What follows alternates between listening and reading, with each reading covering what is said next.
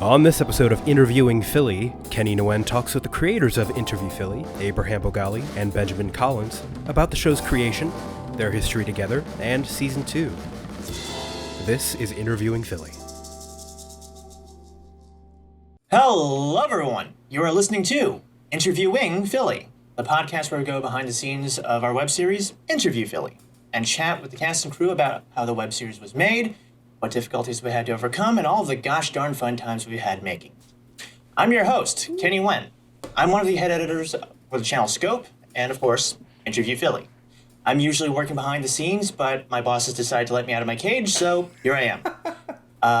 So what better way to start off this podcast than the two big brains themselves, the two guys that I sold my soul to? Accurate. God, what an intro. Oh my god.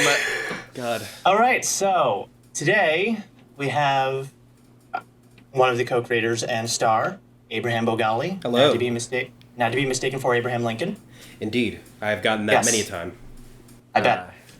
And our other co-creator, our big brain, bald man, Ben Collins. Not to be mistaken for Phil Collins. Thank you. It happens all the time.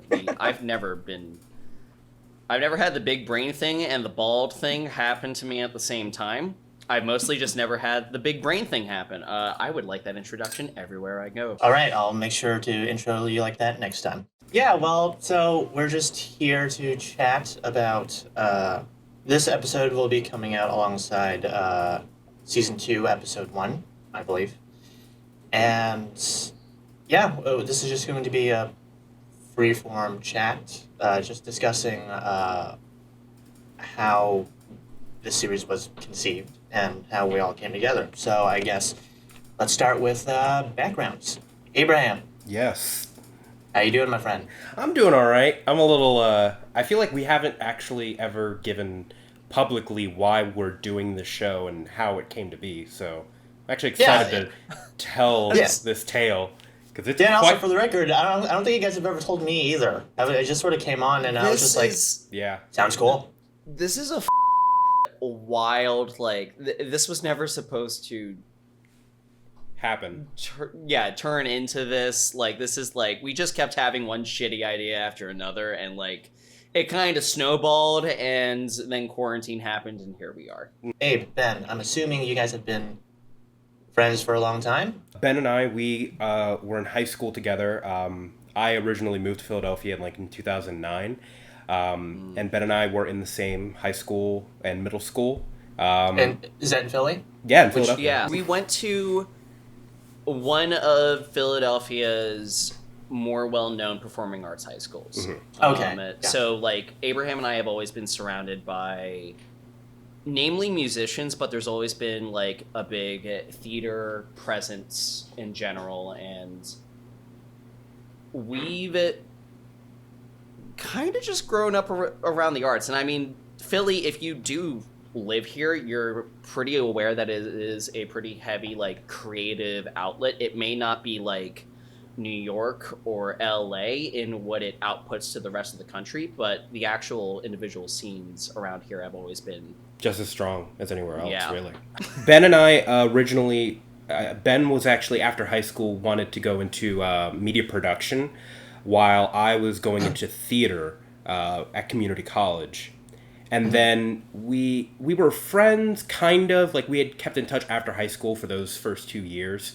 And then I remember one day we had been talking and we just decided we wanted to go film some stuff, which oddly enough led to an on-the-street interview thing, which was called Interview Philly. Originally, the entire web show and the entire creation of everything that we've done stemmed from me going to Ben on a random day and saying, "Hey, can you just film me while I go around with people?" That was it. It was a really I want to say poorly conceived prank show. Our first episode was about ugly people, and it was just Abraham basically finding ways to call people on the street ugly and have them walk into the interview on that. And oh my god, it was really bad. It was really bad. It was really cringy. Please, do you guys have it somewhere where I can? It's look somewhere. At We it took it down from the internet. I can see if we can dig it up because it might be a fun thing to just cut back. You don't want it. You don't want your face. Your face on that. I completely understand. Because, as a film student, there's just some stuff that I made that will not see the light of day. Here's why. You think if you think the specials are cringy right now, like me going out into the street, you think those are cringy? The original supersedes all of it because it's not even enjoyable to watch. And it's almost not intentional. Like we were really just did not know what we were doing. I think because for me, like I went into studying media and stuff, but I actually was coming at it from an angle where I wanted to go into music, and film was like a very secondary thing for me. I've always been an audio guy first. And I had never acted in front of a camera, really. Like I had done stage work, but I had never really done any on-camera work. So really from both of our ends. Yeah, like it was super beginning. Like honestly, this is the kind of thing that like a lot of film people would have made like while they were in middle school or high school. And when you're talking about the people that really knew that they wanted to be in this line of work, this is the stuff that they made when they were a lot younger. And for us, we were just in college being like, oh, we have these new interests. Let's just mess around and see what happens. And then things kind of spiraled from there. I feel like we made that one thing. We left it alone for a bit. We made a really cringy sketch that was also, the lighting was terrible. The writing was terrible. It was all pretty bad. And we kind of left it at that, and then I feel like you and I both went through like a fate because that happened like freshman year, and then somewhere around there. You and I basically were just like, okay, we're just gonna keep studying and bettering ourselves, and then eventually we kind of came back together to. I really want to say it was like a creative exercise at first. Yeah, I think we wrote a script kind of with the same mindset that we had written a previous sketch that we had released. Just sort of trying to make something that was creative, that we wanted to make, and that was fun to watch. The original Interview Philly script that we wrote after the sketch was basically us saying, what if we did that same crappy web show, but made it a mockumentary about the making of that crappy web show? Sort of circular, trying to tackle the same project that we had initially, just from a different angle and with more perspective. Because we also thought it was cringy. But what if we acknowledged that it was cringy? A show about a show. Yeah. Yeah, I think a lot of it early on, and this definitely comes through in the first season, is that we wanted to figure out something that we as people with not a lot of resources could make. Because I wasn't an actual film student. I didn't get to have access to this massive library at the university of film equipment and networks of people. I was media studies and production. I had access to, frankly, really bad equipment for the kind of stuff that I wanted to do in my free time. And all of this was, what can we make that, if it has the flaws that we know it's going to have, will still be believable and won't take away from the experience? And I think that's something that we did kind of right in the original conceiving of it. But at the same time, like, there's plenty of other stuff that just kind of went wrong with the project in the beginning. You're telling me that Interview Philly started as a prank show. I did not know that. Yeah, we kind of just unloaded like a bunch of truth bombs on you all at once. By the way, audience, I'm just finding out all of this, just as you are right now. Honestly, this show is just an excuse for me to just sit these two down and interrogate the hell out of them. What have we made you do? So I'm going back into my cage after this. So Willingly. He's just like, I'm done. That's enough. when did you guys start writing Interview Philly, the show that we know now? It was either 2016 or 2017. It's 2017. It was when we were roommates also. Yeah. We were roommates through parts of 2016 as well, I think. But yeah, like for me it was man, this is a fucking throwback. So Abraham and I lived together my junior year of college. And during that time, we had both started taking a bigger interest in writing. And as roommates, we would both write stuff and then have people feedback. And what Interview Philly turned into was this thing junior year that Abraham and I both kind of spitballed on, and we were polishing off these different writing muscles. So it may actually have been one of the first screenplays that we ever worked on. And we came up with an outline for a 7-episode first season. It was either 6 or 7, which is 6. Yeah. And we came up with an outline for it, and then we just worked on it over the next year, admittedly very slowly, and there were a lot of changes. And the interesting thing is that all the characters were based off of people that we knew in real life. Matt's character was based off of me to the point where the original script, Matt's character was named Ben. And Abraham, of course, was Abraham, but everyone else we decided to actually cast them and change the names. Gotcha. Yeah, Daniela's character was based off of another. Daniela's character was actually the only completely fictional character, I think, because Jessica's character was based off of another friend of mine from high school, and Reagan was based off of a mutual friend of ours named Robbie. Probably one of the most interesting and caring and funniest people we know. No, he was, Robbie was actually my roommate my senior year while we were making this, and he knew about it, and he read the scripts and everything, and he gave feedback, and he was an incredibly supportive friend. But of course, I'm like, you're not an actor. I'm not gonna make you do this show that Abraham and I have just been writing over the past course. So we ended up casting Reagan for that part, and Reagan had the right comedic muscles to take on that kind of weird zany role, but it definitely, that character came from a very good friend of mine. And from that point on, Abraham, you and I spent a lot of time writing. We finally got it finished. Yeah. And what we did, because we wanted to make it,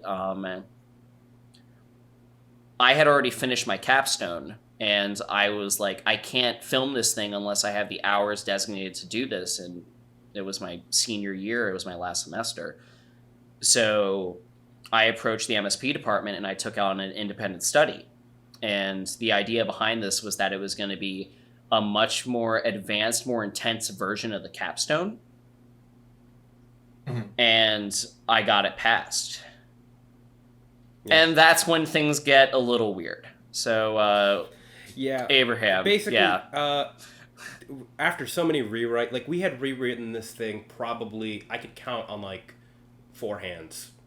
Somewhere around 15 to 20. It was a lot of rewrites. Yeah. To the point where it wasn't the character of Abraham originally wasn't a vlogger.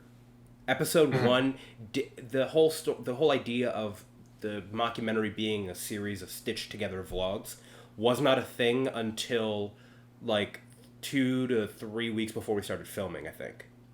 Maybe a month before. Before it was just it was basically So you're probably wondering how I got here, kind of. It literally had freeze frame. Yeah, it had the whole. It was so on the nose, and yeah, we could have done so much better. So is it a scene where Abraham pisses off a mob and he runs out and then he just freeze frames? I think. Actually, it was way worse. It was just like I just come into the apartment. I'm like, hey, I want to start making something. On the original one, it was. In one iteration, I actually did have the robbers where he that he loses the laptop to. I did have exactly what Kenny just described. Yeah, just being chased down the alley. Yeah, and then, I literally had that scripted, and then that, and I'm like, this doesn't work. We've seen this. So if I were in the writer's room, I'd just be completely useless. Well, there were only 2 people in the writer's room. Yeah, it was literally just me and Abraham at that point. And we had rewritten this thing so many times. Eventually, we had finally gotten the 6 episodes, though. We'd plotted out arcs, and we had gotten the right character development. We had consistent arcs throughout the show, and we thought that it was pretty solid. And we went to our actors, and we did a read-through just to see where we were a week before we started shooting. And the general consensus was that it sucked. It was horrible. It was hot garbage. And so, because the original Interview Philly was a lot more depressing than it was comedic. Right. I think more BoJack Horseman season 5 than The Office season 2. Okay. And just this downward and very depressing feeling was so much that we ended up rewriting the entire show from the ground up a week before we started shooting. Wow. We, instead of 6 episodes, we compressed it down to 3. And actually season 2 is the remainder of the story that we had planned for the original season 1. Right. But yeah, that moment was oddly enough, it's one of the most depressing moments as a writer, and also the most triumphant, because we were able to come back pretty well, and we were able to take the criticism and just go, because I remember Ben, all the cast left, and Ben, I'm gonna say, Ben, go for it. You were freaking out. Ben was like this. He's like, oh my god, they hate it. It's gonna be bad. He's almost started hyperventilating. I was having a panic attack after that, and it was if when you, I don't know how much of the original okay, definitely when you have Matt on, ask him about the sink pasta. Sink. Know what that means? Yes. Wait. I feel like I heard that in passing, but I have no idea what that means. Write it down. We'll remember that. Yeah, write it down and make sure. Wait. I was at one of the table reads, and somebody mentioned. I forget. Sink pasta. Sink pasta. Did you guys eat pasta out of a sink or something, or You have to. Yeah. Come back. You guys will find out as soon as I do. Kenny, you are the catalyst for the audience of all the knowledge that they will be experiencing. Yeah. I'm the bridge between 2 worlds. So anyway, you guys sort of touched on a bit, the characters of Interview Philly. How much personal experience did you draw from yourselves into a story like this? It seems because what I like about the show and what I like about making it, was as I was making it, it was funny as I was making it, but it also felt kind of personal if I'm reading things right. Yeah, you are. Yeah. So you did mention that certain characters are based off of people in your lives. So why this story about Abraham, the character Abraham, just going through the journey that he did in season 1? Truthfully, Ben and I are both coming from performing arts high schools, and I am the child of immigrant parents. And Same here. And arts and immigrant parents don't exactly mix well. Oh, I know. I know. It is hard to convince them that something that you're passionate about and something that you like to do for fun is something that could translate into a career. And that was something that I was struggling to communicate with my parents during the pre-production of the show, coming from a person who was a theater major and also coming from someone who had taken a gap year between college. Because after I had gotten my associates in theater, I looked at it and went, okay, I guess I might start doing theater now. I did some theater shows. I did auditions and everything, but I didn't feel fulfilled. Which is very hard and honestly very depressing. It's a very depressing thing to go through. But I'm able to say that I was able to find new fulfillment in film and production and online and television and writing. That's at least where Abraham comes from. But the general idea of being an unfulfilled creator and trying to find fulfillment is something that, Ben, I know you and I, we always feel. Yeah. Well, as I stated earlier, Matt has always been based off of me as a writer, and he's always kind of been my voice in this story. And like Abraham said, we're always like a big thing that we're always writing about in this show is the idea of achieving happiness.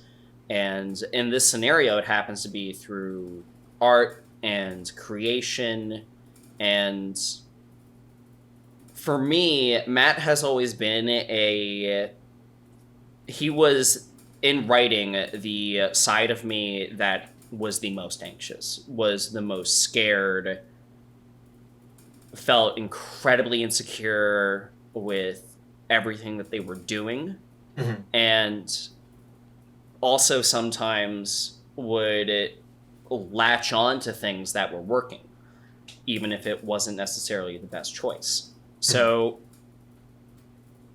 for me, it always kind of turned into a thing where that character was super important to me. But on the flip side of it, there was this other character, Daniela. And we didn't really get to explore this too much, unfortunately, in season 2. And by this point, the audience should know he had to recast the original actress. Unfortunately, things ended up not working out with production schedule and people's timelines, and we were put in a situation where we had to make a really tough call. That being said, Madeline was a great addition, but because of that, we also didn't want to hold on to the character for too long, so we started changing the way that the season was going. Yeah. For me, initially, that character was probably the most important to me because it was the character that I didn't just envision my insecurities on, but also change and kind of having a triumphant place that they were going and reaching this place of fulfillment, which is something that we're exploring through everyone else. So those were always the two most important characters to me. And I still think they are, but as things play out in the season later on, there's definitely some interesting things to note that I don't want to spoil as of right now. Well, by this point, episode 1 will have come out, so they will know that at the very least, Daniela is not happy with her career at Fullview, this fictitious company that we've created. And that was always something that we wanted to do, and we always wanted to give this character an early victory in terms of her finding new happiness and new found fulfillment after coming from a corporate, very depressing and, a place where creativity isn't exactly cherished or valued. I don't know. It's weird because like we created this very small, albeit fictitious world, but a lot of it has had, I feel like, just a ton of meaning to Abraham and I, and that's one of the reasons why when we talked to everyone about potentially doing a second season and everyone said yes, this is one of the reasons why we've been able to dedicate so much time to it, because there was just so much passion. Yeah, and I think that definitely shines through. through shooting it, just talking about it with you guys, and staying up to 3 a.m. in an editing lab together. Oh boy. Oh man. So Memories. Memories. Before we head down that lane, shoot. So we wouldn't have a show without a cast. How'd you guys go about that? Casting the character.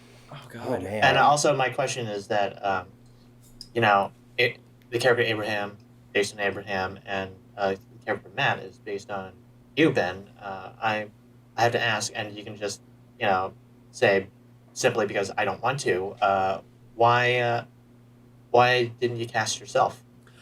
I am not a trained actor, and I really did want to take the part, but at the same time, I knew that one of us had to be behind the scenes at all times. One of us had to be in a position where we could just take on the vision. Mm-hmm. And I felt that given the situation, that would have to be my role. Yeah. Okay. It was hard enough for me coming from a theater background to a camera because there were constant notes of me having to tone down my performance just because I was so over the top and so exaggerated. I mean, a lot of it just came from the fact that I had already been a director. I had already known production, and this was such a run and gun crew that I needed to be as strong as I could possibly be behind the scenes. So a lot of it was I was director, I was the assistant director, and I was the producer. And Abraham and I did split a lot of the producer sides of things and some AD stuff on set. But largely I would be at any given moment on set, I was wearing about 3 hats. Yeah. And it just became really like I would not have changed any of it because I know that if I was ever on camera, we would have walked away with a terrible product. Not because of my performance, but because we would not have had someone behind the camera that really understood the vision. Yeah. Which is something that we actually had a lot of trouble getting people completely on board for what this thing was going to look like, and I feel like no one really understood what we were making until the first episode aired. Yeah. So Because it's a hard concept to grasp. yeah, definitely. So for casting, Matt, Jessica, Daniela, Reagan, all those people. How'd you go about casting those characters? Originally, we had them all had different names, and we gave them sides, and we also asked everyone to perform a bit of stand-up comedy, either something that they had prepared, tell a joke that they had, or a comedian's own stand-up material, just so that we could get a sense for their comedic timing and their ability to be funny. Just because mockumentary, it's hard to cast side and have sides for a mockumentary setting because a lot of what sells a mockumentary script is the filming of it and the production, just the literal production, what you see behind on camera and on your screen. When you're just watching it happen, it always feels awkward and it never sells. So we already knew that casting was going to have to be a little bit more subversive, so we decided to do it that way. Yeah, we did. We did do an open casting call on Everyone, I believe. Everyone, but we did it on Philadelphia's film.org, and we got a decent amount of people that came in. But interestingly enough, I think the only 2 people that we took from there were Reagan and Jessica. Because Matt I had already worked with on a film in the past, and I thought that he potentially had the stuff in order to actually pull off the role, because he and I have very similar personalities. So what we ended up doing was I sent him the film.org post and be like, hey, if you want to work on something with me, check this out. I can't like guarantee it because I still wanted to make sure that Abraham was okay and believed in the talent. But we sent him that. And then Daniela, who was a friend of mine from Temple Smash, which is the SNL comedy troupe at our university. She ended up coming on for that role. But we eventually brought everyone in, and those, simply put, were the strongest performances that we saw the entire time. And Jonathan originally was supposed to be a character named Rashid. He was actually supposed to be a character who was Muslim. Mm-hmm. The entire show, Interview Philly, actually was a lot more politically charged, where each of the 6 episodes had a social issue attached to it. But when you meddled it with the idea of creative fulfillment, it didn't really have a strong thesis or reason like why, like what you're supposed to take away from the show. So we dropped all the political stuff. Still opted for the character to be Muslim American, though we were having more open casting since we weren't having anybody who was decent at acting and met the requirements. Eventually, a friend of mine, Jonathan, who I'd acted in theater, I believe only one show with, but he was a wild card, almost just like Reagan, but just a different vibe altogether. Brought him on and then rewrote the entire character for him, and that's something we did with everybody. After we cast them, we asked if they wanted their character names to reflect their real names, just so we could blur the lines in the YouTube space between real life and fiction. Nice. And then we tailored the characters for them, just trying to make them fit their speech pattern. Cool. Figuratively, if you were to cast me as a caricature, how would you write me? Like, just take me and just write a caricature. Here's the thing. You kind of already have a bit about yourself, which is that we keep you in cages and we treat you poorly. So I feel like that it would be that or something similar to that, just because we kind of have that. It's already kind of there. Oh my god, one of our promotional videos, we were totally thinking about writing caricatures for every single member of Scope. And the caricature that we came up with you was that you were the only one that Abe and I liked. Yeah, actually. That was actually a real thing. Yeah. I would say, if anything, you would be a full view employee and you'd be loved by your boss, but I would probably also write you as a total ass kisser, just for comedic effect, because I think that'd be great. You're not actually an ass kisser. You have given us really good feedback. And what Ben is saying, I'm a pushover. Yes. Exactly. Oh my god. I mean, clearly we love working with you, and like there's about like 100 and something in every single. When we're filming Interview Philly and we fuck up something with the recording or the formatting of a card or something that we know will translate to something difficult in post, every single time on set we would look into the camera and say, "Sorry, Kenny," and there's hundreds of just those sorry Kennys that we could make a supercut of us just apologizing to Kenny. I will see to it that I will see to it. It started this is a fun story. So that started on the third episode of season 1. The scene at Jonathan. I was supposed to be there. I was supposed to be there, but I couldn't. You missed it, and because I was editing episode 2. We got more stories from that party also. We'll get to there. Ben, finish your story. Oh yeah, no. So at one point, the person who was supposed to be camera opping was not able to stay, so we lost the one person that actually knew how to use lights, and I didn't have any of this equipment at the time. And a lot of the footage came back really underexposed.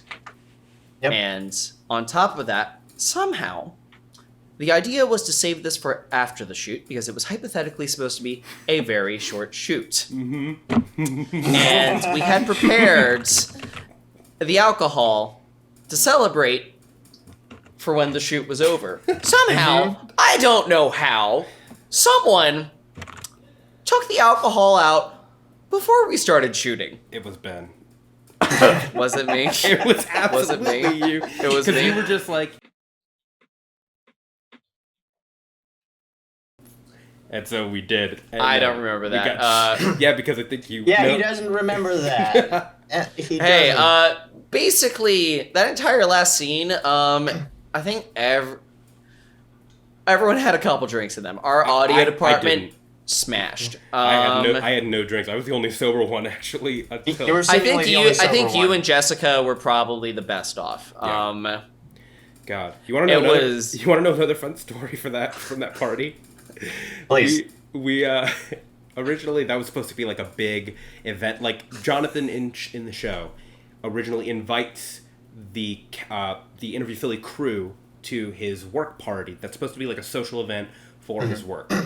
Originally there was supposed to be like maybe 20, 25 people there. It was like supposed to be a nice mixer type deal. We just couldn't get the extras. So we were just like on the day of filming, we were like, okay, why don't we just make it so that it's like 2 a.m. and we're just now getting there and everyone is like retiring for the night, but the Interview Philly crew is like, yeah, it's time to party! And then we just come on in while everyone's I think tired. it works. I It's think it works. so Yeah. f***ing stupid.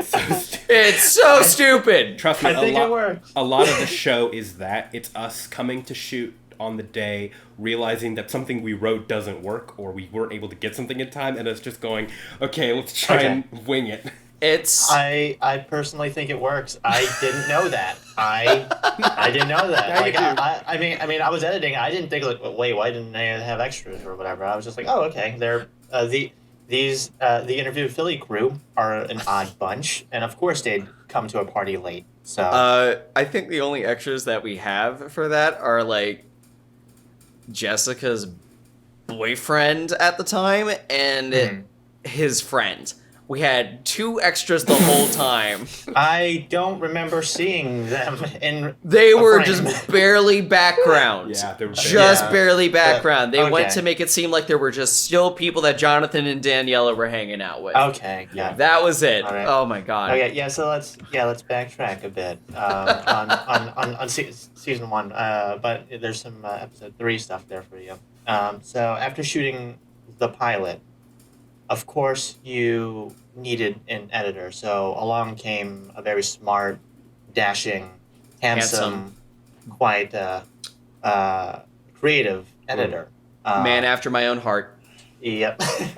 So yeah, that's where I came in. I came in, I want to say, towards the end of 2017, early 2018. Yeah. I remember Yeah. one night, I was playing a video game. I was like Arkham City or something, and I got a text from our mutual friend, Jenny Choi.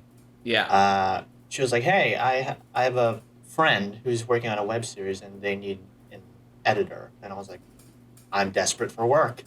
Okay, because at the time I wasn't getting good gigs. I was getting PA work. I was DIT work. I worked on a short film for Temple Smash. That was like my golden thing. But I wanted to get more work like that, and I was just wasn't getting any. And then Jenny texted me and said, "Oh, okay, web series, I can help out." And then she got me in contact with you, Ben. At the time, I didn't know what you looked like. It was just text messages. And, Just getting sent to a random bald white dude. Hope you feel safe, buddy. I think you Yeah. had hair still. No, he No, didn't. I was Yeah, shaved he- at that Oh, you point. were? He Okay. did. Yeah. Because The trauma, I know when it happened, Yeah. Abraham. Yeah. Oh yeah, I did. I remember I did it. I shaved it. Yeah, Abraham was the first person to shave my head.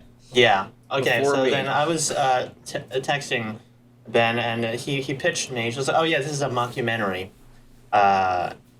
comedy show, kind of like akin to like Brooklyn Nine-Nine, type thing." I was like, "Oh okay, I'm down for that." And I found it funny that I kept getting hired for comedic gigs. I thought that I was going to get more dramatic stuff, but constantly, always comedic stuff. I think because students are like, I think the dramatic films in film students like is just kind of oversaturated. Yeah, no, that's what I thought too. That's why I thought I was expecting to get more drama stuff because it was just things were just oversaturated. And I was working on another project at the time, and I will tell you a story that you guys don't know. Ben, I met you before you even knew who I was. Well, we didn't like talk. Which film? No, we passed by Temple Smash. Okay. I remember that, and also we were set to meet at like this was like when you text me like, okay, let's meet at the atrium on this day, and that was like the day after the Super Bowl when the Eagles won.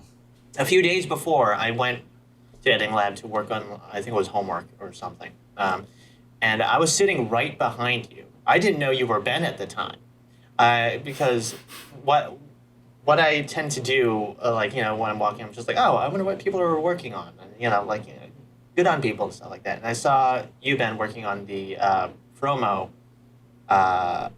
for The GoFundMe. Interview Philly. And it was just Abe on the screen. I was like, oh, hey, that's interesting. And the reason why that stood out to me was because Abe, your hair at the time was, amazing. Yeah.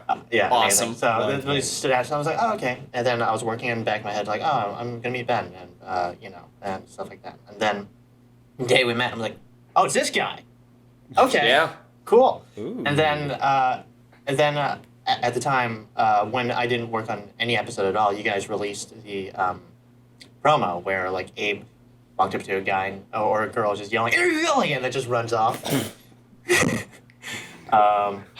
And I was like, oh, Man. so I'm working on this. Cool. Yep. All right. So I can't tell if it's sarcastic, like a little bit sarcastic. Oh, this is what I'm working on. Great. not sarcastic at all. I always walk into a project with an open mind. No, because I remember seeing that promo and I was legitimately entertained by it. I was like, this is pretty funny. It's a funny GoFundMe thing. Like, it's weird because we had to take a lot of that stuff down from the channel. Yeah, we had to take a lot of stuff down from the channel related to GoFundMe stuff because we didn't want to confuse the audience. Right. And we didn't want people sending money to spots that were no longer live feeds and seeing stuff. So unfortunately, we had 2 great promotional videos that we can't use anymore. And I kind of want to be able to dig them back up and put them back out there at some point. I think we still could.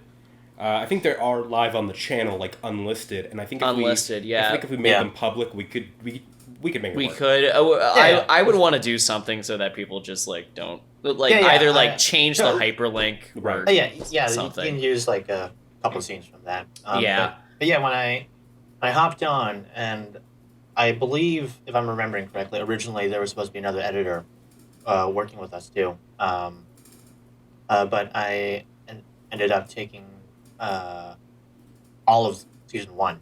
Under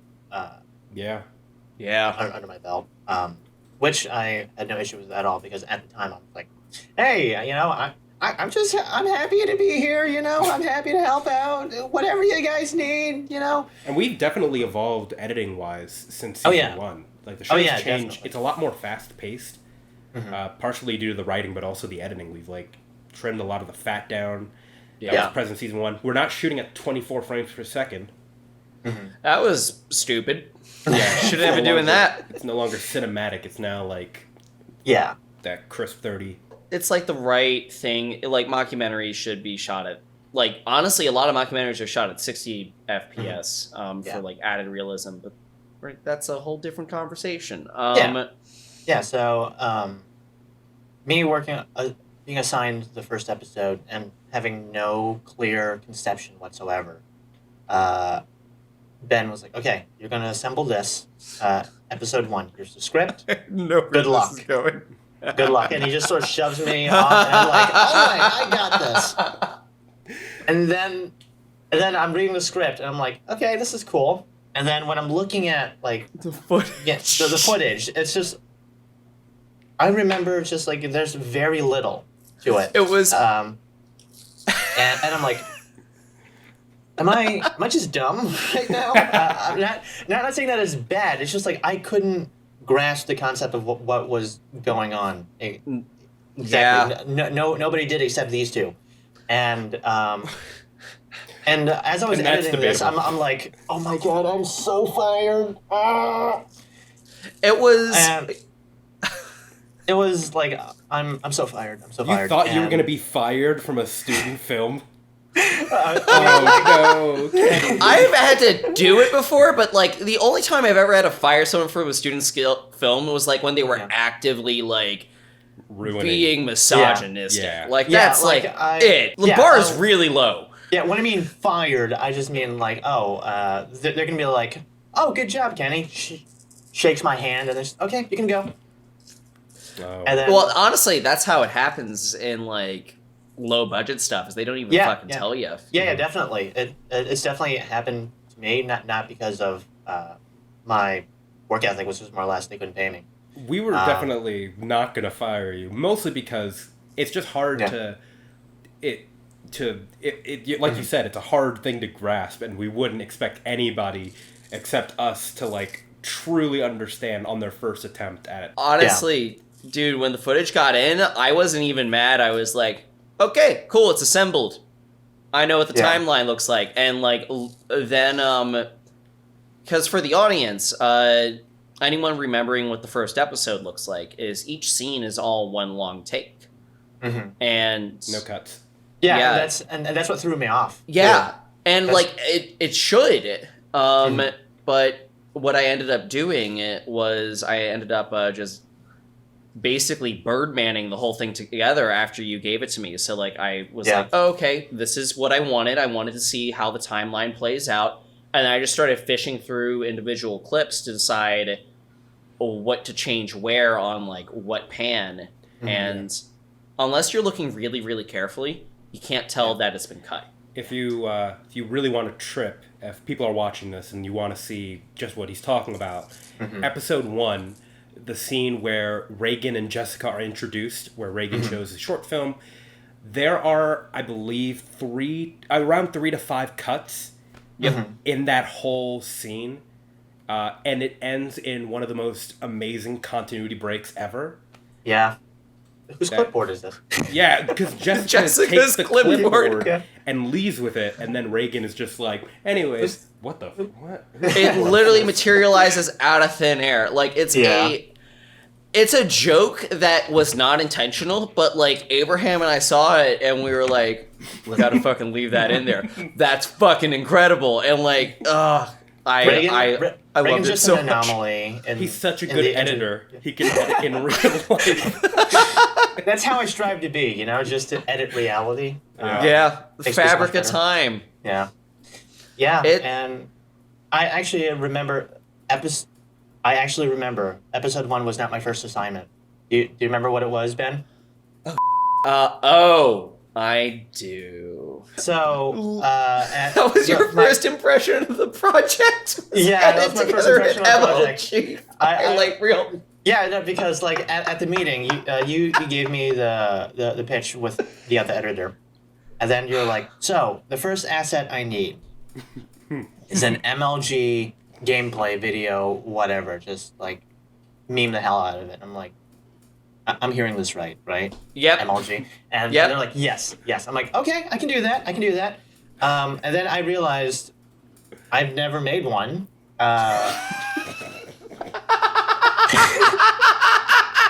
I've never made one before. Oh my god! So I knew exactly what they were. I knew exactly what they were.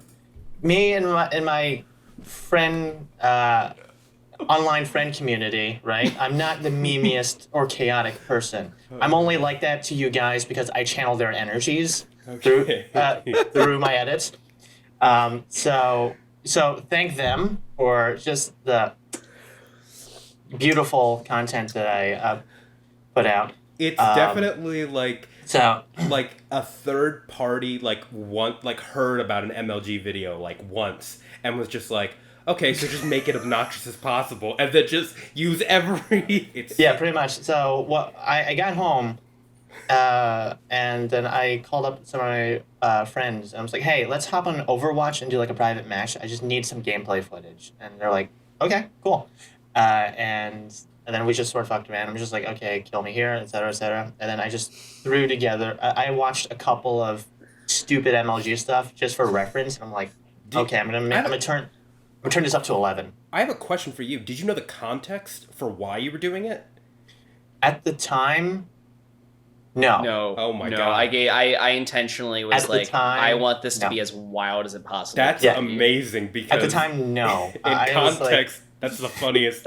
That's the funniest bit in the show. I made that. I'm like, I don't know if this is good or not, or if this is too annoying or obnoxious. So I nervously said, hey, so is this what you're looking for? And Ben was like, perfect, thank you. And I'm like, cool, all right. Yep. So from here on out, everybody in this channel comes to me to memify anything. Yeah. And they're like, Kenny, we need this to be hyped. And I'm like, all right, I got you. And future, especially in season 2, my goal, there are more, and if you've seen season 2 episode 1, we start out with 1. My goal has been to make this as funny as possible to break the actors on set, and I have succeeded. Oh my God! That initial the opening of season 2 episode 1. Mm-hmm. Oh, I was very proud of that one. Were you on set for that? Because we had 3, we had to show it to the actors 3 times before we knew that they could get through it without freaking out. Yeah, no, I don't remember, but I was definitely on set for one shoot. Abe had to look at, I think it was episode 2 or 3, I forget. Abe was the shot was Abe was just looking at whatever MLG thing I had at the time, and I was in the other room. I was DIT that day, just going through some stuff, and then I just hear in the distance, "God damn it, Kenny!" And then I'm like, "Yeah." That was episode 1. That was my first time watching the footage, and I remember because the whole point of season 2 and something that's evident in episode 1 that I think isn't a spoiler is that Abraham's not happy making Interview Philly. Yeah. Which kind of stems somewhat from real life. Generally, I think we're kind of at the point where we want to try and move on from the project. Yeah. That's kind of where the season comes from. But I remember looking at that footage and just going, oh my God, what have I become? Because I feel like it was never... I don't think we ever intended to make more than one of the faux IP specials, or the Interview Philly specials, but we just kept doing them, and then and now that I have to look at it, it's just they're cringier and cringier. He shares my name. Oh. Yeah, fun fact for the first faux IP, the first thing, Abraham was the one that edited that, not me. Yeah. Oh yeah, I did that. Abraham edited that. That was definitely meta. It was Abraham's just no, I'm methoding this. I'm gonna make this. Yeah, it's hard to edit yourself, which is tough because now I'm one of the editors. The editor team definitely expanded a lot going into season 2 because originally Kenny was expanded. Oh yeah, basically just the 3 of us for season 1. Mm-hmm. You and me split a lot of the road, and Abraham, you've assisted for the most part because you were still super new to actual technical editing. This was the most enjoyable editing experience I've had, and I mean that I'm not just you guys. Because working on other projects where people really undermine the post-production process and goes oh, you can handle this, or just we'll fix it in post, and then just sort of leaving me to the wolves for it. Mm-hmm. And coming into a project where it feels like the head creatives, you guys, are very sensitive to post-production made things a lot more comfortable and easier, where I didn't have to worry too much about how you guys would react or and such like that. And come as an outsider, coming in for the first time, it was long, harrowing, but it was really enjoyable. Episode 2 was my Cursed. it was very a triumphant finish for me on episode 2 because there was so much going on, like the issues. We had a lot of production problems on that one. I ended up having to take a much larger back seat to the actual production process, not being the director, and there's a balancing act that I'm still. I think I figured it out a lot more in season 2 of being a showrunner and being a director and knowing when or when not I'm in one of those roles. And what ended up happening with that episode, it was like some mistakes were made because like either I was not able to give feedback because it would be overstepping, because it would be treated as overstepping bounds, or I just wasn't there. And we ended up with these quality issues to the point where like cut would be called right after a character finished their line, which in the post room, you and I were both pulling you were pulling your hair out. I don't have anything. And then you pulled it out a while ago. Oh, it was just my weird stress. And then like there's a scene where the 180's broken. Yeah, and it. I don't know if I should. I'm not going to point it out because that'll just ruin. Oh yeah, no. But there's a scene where it happens. Yeah, and there's a scene where it happens, but we were sneaky. We were very sneaky in that edit, and that was like so awesome to finish, to see it from the beginning of like we're getting stuff that isn't perfect. A lot of the direction for the actors and performances are on point, but there's just footage and production issues. And then I think that a lot of that stemmed from us being shortened on pre-production time, mainly because we were so focused on writing. We never really had a chance for us and the other directors to sit down and come up with a unified vision that and really just trying to hone everyone to making sure that every episode is concise in nature and match, and that production was consistent. Yeah. And that's something that we did fix in season 2. After getting all of our directors, we did our best to really analyze not just the writing of season 1 and the actual material, but also how we went about creating it, what could be done differently. And I think we did a lot better in season 2 than we did in season 1.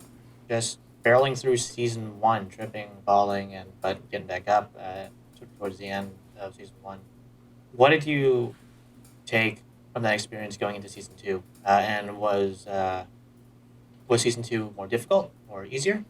I will say this, because this is something that we've talked about a lot between at least me and Matt, but Abraham, I believe you and Alexandra have been privy, and for everyone else, myself, Abraham, Matt, and Alexandra are the primary producers on this channel, and they were also all producers on season 2. And we came to a realization that a lot of season 2 is scaled up in scope.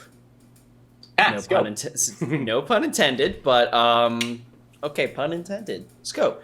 But it's scaled up a lot, and it ended up being a lot more work than season 1, even though it was just one extra episode. I think that it balanced out in the fact that we were more efficient with our production schedule and our pre-production schedule, but also shot ourselves in the foot by making everything bigger and better.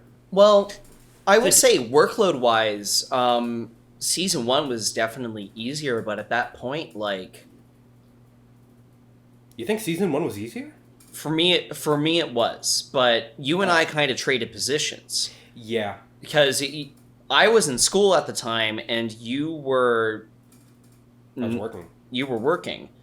And you ended up with more free. So like I focused on a lot of the director stuff, where like a lot of the producing stuff, and namely casting, went to you. Yeah.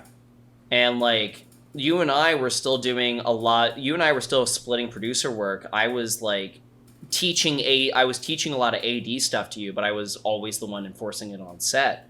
And it just, the big thing was that we had all the locations in season 1 in a very accessible way, where season 2 was not necessarily the case. There's a lot of locations that we had to work around other people's schedules for, and it became one of the more challenging aspects of the show, along with Jessica had her acting career take off while we had our hiatus from shooting, which made it very difficult to book her for the last day. Yeah. But Ben, I'd actually have to disagree with you. I actually think season 2 is easier, at least for me, just because season 1 was, for all intents and purposes, my first time not only working on camera, but also working behind the scenes. I hadn't really written a script. I'd never written schedules. I'd never tried to make schedules for shoot days or getting availability, and I'd never, like, even though I was more on camera than behind the scenes, up until we started shooting, I was still heavily involved behind the scenes, which I was not accustomed to. And I think that once season 2 rolled around, we started pre-production on season 2 a month after season 1, which was like beginning of summer, and we were able to get more people involved and just scoping everything up while also having season 1 under my belt gave me a lot of confidence and gave me a lot more of the ability, and because season 1 was less of a challenge and more of just a mental toll, I feel like, on me. For me, that's what season 2 was. It was because I was super burned out by like halfway through it. That's one of the reasons why we ended up going on hiatus. We all were. I'm not going to disagree with you on that.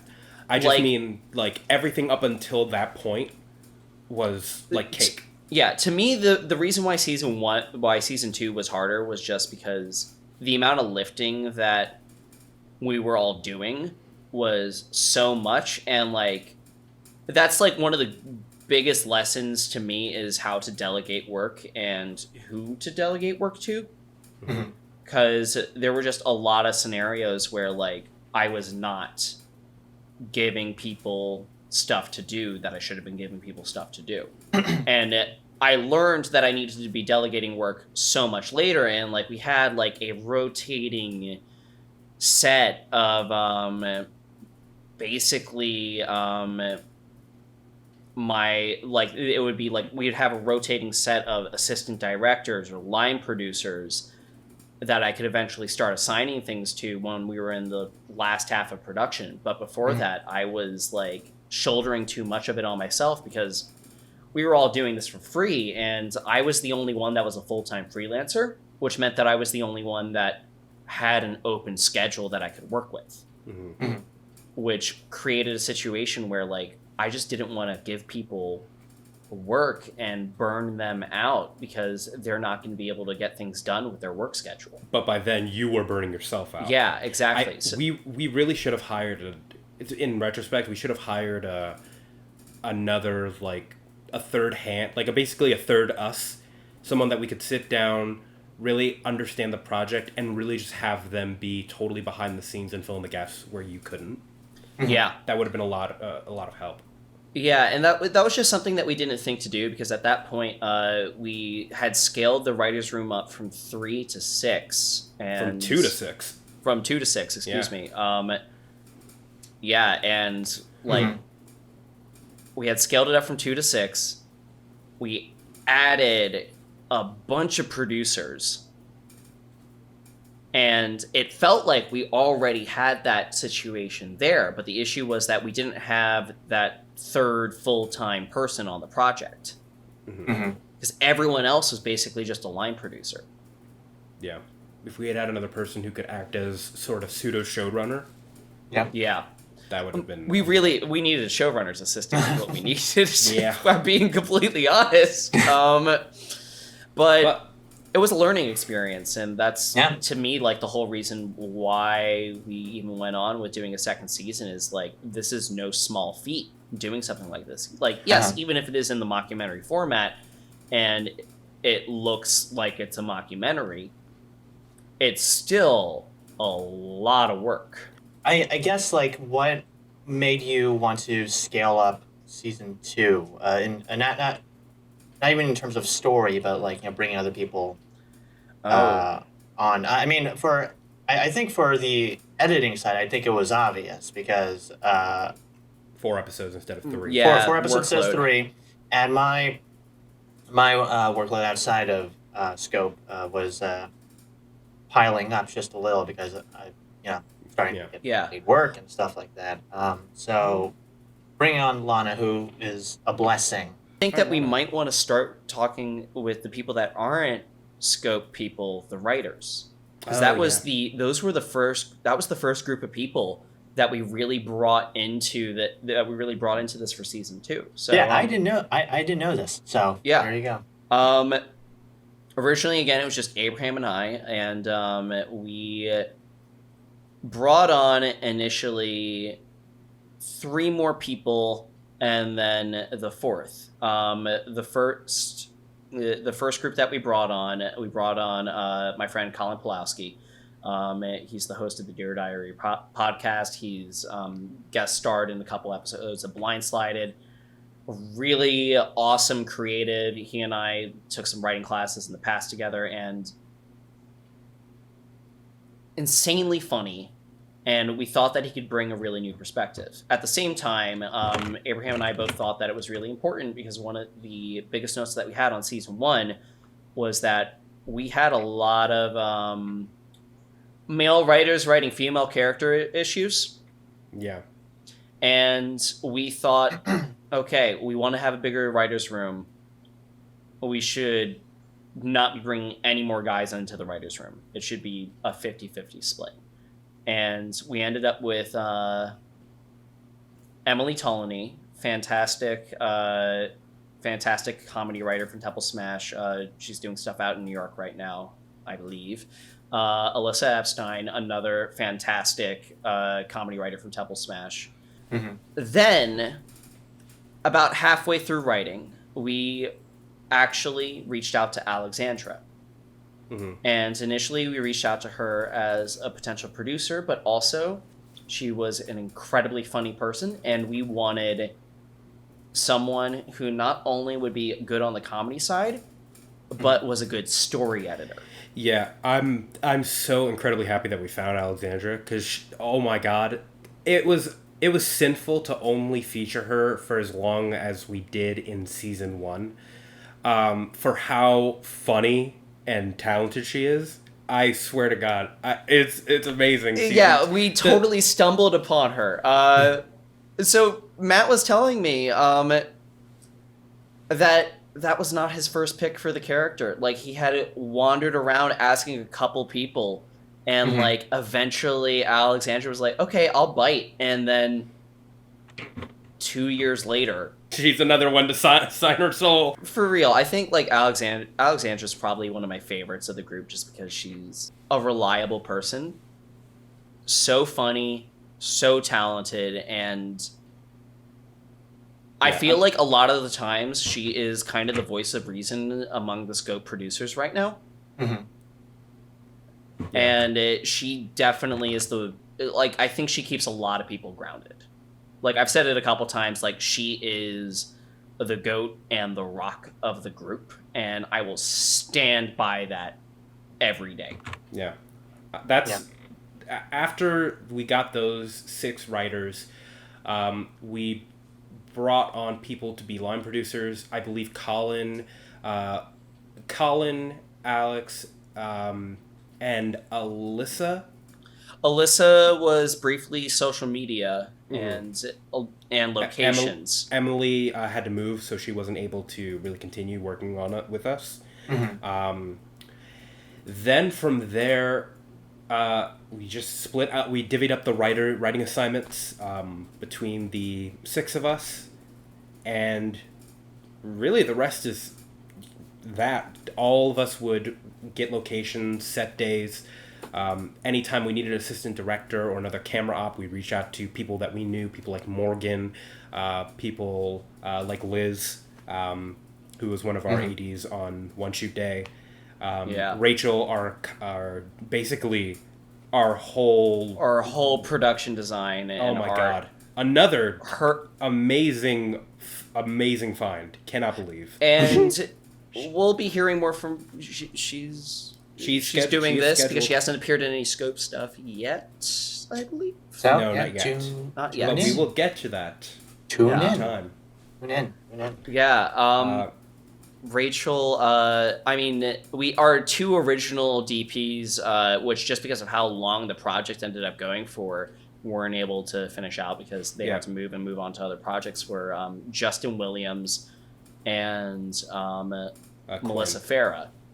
Oh yeah, Melissa Farah. Quinn was actually never a DP. She was only a camera op. You're right. Yeah, and I mean Quinn is Quinn's lovely, and she she was our DP for the Carrying Us music video, and just did a phenomenal job. Lana, we originally picked up for Carrying Us as an assistant. She was originally going to be I believe she was an assistant editor to another one of our good friend. Oh man, we are just throwing everyone out. Well, yeah, Veronica. Yeah, Veronica Zinn, who we did a short film for her, which is still in a little bit of a post-production pickle because she had to move to the other side of the country, and data transfers with 4K footage are a thing. But yeah, Veronica Zinn came in and she was our script supervisor until she moved out to LA. Yeah. Justin, the other DP, was a camera op on Carrying Us, who was, and I had actually worked on him on another short called Chuck Lawson, where I was another character. Yeah, and I also worked on that. You also worked on that. There we go. He was amazing on set. I think he was the first person I saw use a tape measure to measure the distance from his camera to the subject, which already put him high up because I didn't even know what he was doing. That's the thing. Yeah, it just looked official. He was taking his focus measurements really seriously, and I mean, all these people have just been an absolute blessing to work with. And then Morgan, we stumbled into Hugh, who helped us out at a desperate moment of need because we lost a camera operator like right before one of our big shoots. Yeah. And he just let us use the camera. Did we have to pay him? No. Oh, wow. Yeah, this was an all volunteer project, and he just showed up with a massive truck full of equipment, and it was all cameras that matched our profiles. Wow. He had everything that we possibly needed for that. Yeah, for as much as we are the quote heads of Interview Philly, and I mean this not like in a sentimental, oh yeah, we couldn't have done this without. No, if we didn't have these people, the show would be trash and it would not have been made. It's dead serious. Yep. Because the scope of this project is really big for... The scope of this project was really big, and honestly, I think it might have been just a little bit more than we could chew on. And without those people to sort of just help us when we were lacking a little bit, we wouldn't have gotten to where we are now. Yeah, what I remember from season 2, I don't think I was on set as much. I was sort of kind of around. I think Lana did a lot more DP stuff. DIT, excuse me. DIT stuff. But I do remember that one time where you guys didn't pay me, but you guys paid me in cake. So that one prop, I took that thing home because literally nobody wanted it. I took it. Yeah, I remember that. Was it good? That was was that the day that Fair. we had a production nightmare. Yeah, you had to do pickups, and you had to reshoot that scene. And we had that camera that kept erasing footage. Oh my god! I was there on set, and I was like, "All right, everybody, stop everything!" And I had to edit that footage. Yeah. It was, sorry, Abe. Yeah, it was. Yeah, sorry. Yeah, dude, that was bad. Oh god. Yeah. But I took that cake home. It was delicious because it was just a big cake that nobody in my family wanted. I was like, man, yeah. Damn. That thing lasted me a month. Oh my god. A month? What? At least I think. Wait, did you eat a slice every day, like once a week? What's your rate of cake consumption that you ate like an 8x11 size cake in a month? What?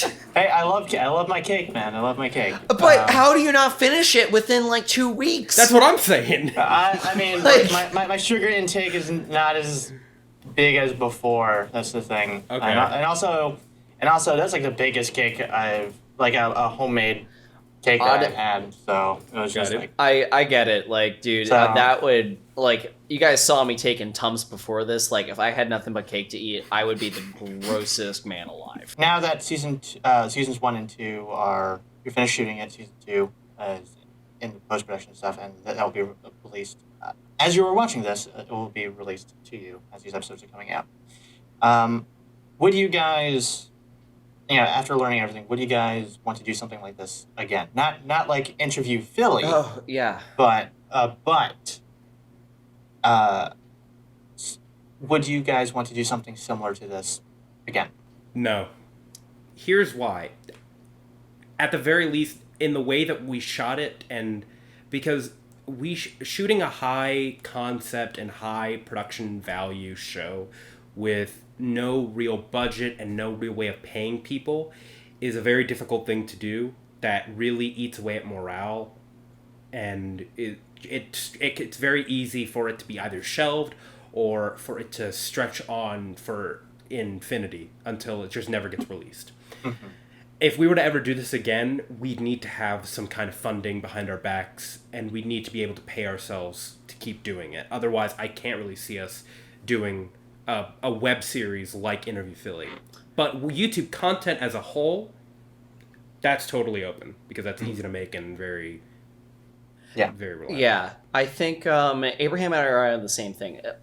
Bottom line, I would love to do this again, but there's no real point in doing it without the proper funding or promotional ability behind us. So one of our big things for Scope is we are trying to build our audience, and the dream is to allow this to be able to fund itself. And so Abraham and I have our company ABBC, which is the production half of everything, and then Scope is its own arm of that production company. Yeah, so for Abe and I, one of the biggest things is we would like to do this again, but we just need money.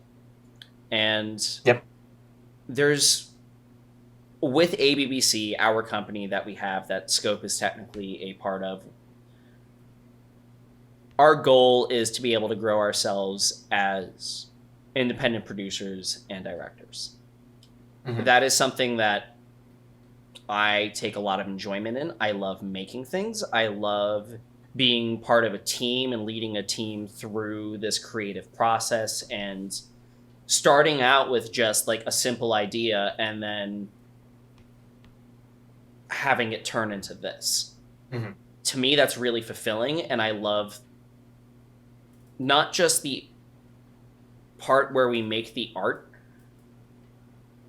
but the people and experiences that we get to have while we do it. I easily could decide, okay, I'm just going to be a sound person. I'm just going to do graphic design. I'm just going to be a video editor. But I think that there is definitely a real drive to continue being some sort of storyteller. Mm-hmm. And I'm totally okay if that is for clients. And that's like where I'll be taking any large scale work for the most part is going to be if someone's paying me for it. Same. But for the channel, like we have our own plans on content that we have decided is easy enough to produce. Mm-hmm. So we're just going to stick with that. Nice. Yeah. And I guess coming out of this, with me, do you guys have any questions for me as your editor? Anything you're curious about? I would say a big question for you is there anything specific that you think you've learned while not just working on Interview Philly, but like being part of the Scope team and like having to work on all this content week to week and seeing what's happening in this crazy thing that is YouTube production? The thing with prior to meeting you guys, the jobs that I got, it was always just me, and only me, and the director or whoever's the creative head, and that was it. So I was always used to just ragtagging, running things by myself, post production wise. And then coming on to you guys, I had to be a little more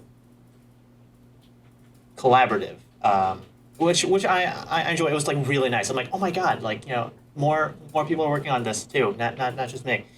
And my biggest takeaway from this whole experience is just being just a professional side of things, because back when it was only me, I was just sort of doing things my own way, and working with you guys, I learned just professionalism in terms of editing, like how to format things, how to organize things, and just and also it's also being the tech wizard too.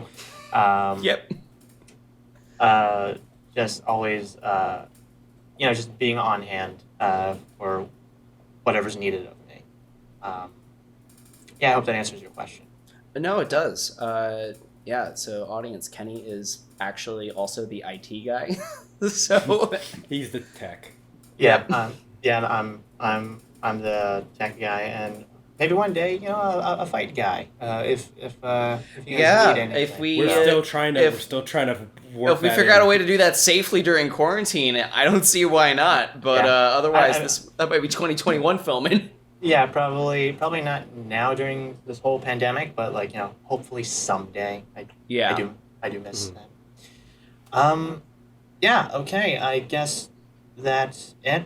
Please do check out Interview Philly Season 1 and our first episode of Season 2 that's coming alongside this episode. Please check that out. Guys, do you have anything to promote on Scope? YouTube.com/Scope Productions. It's our YouTube channel. Check it out. Subscribe, like, comment, share it with your mom, your dad, share it with an infant toddler that steals your iPhone. Anybody and everyone. You should share the news and share it far and wide. Watch Blindsided. I host that show. That as well. Yeah. We worked really hard on that show. We were, it's a really fun show. No, honestly, that's it. Kenny, thank you so much for... This is I love this conversation, actually. Yeah, no, I haven't gotten to do this. It's really interesting, having to walk back on memory. But thank you very much for being a catalyst for this kind of introspection. Yeah, man. This is what I'm all about. Just talking introspective and stuff like that.